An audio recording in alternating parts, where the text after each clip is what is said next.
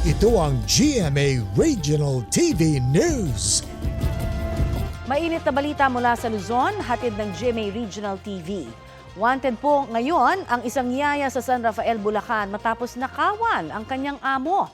Chris, ano ang mga nanakaw niya?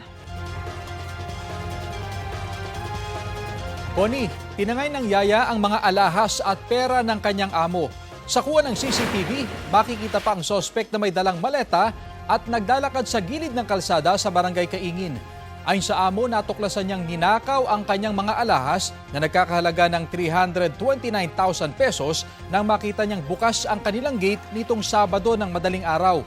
Tinangay rin ng yaya ang perang nagkakahalaga ng 15,000 pesos. Ayon sa biktima, 4 na buwang namasukan sa kanila ang babae na nakilala nila sa social media matapos silang mag-post na naghahanap sila ng yaya.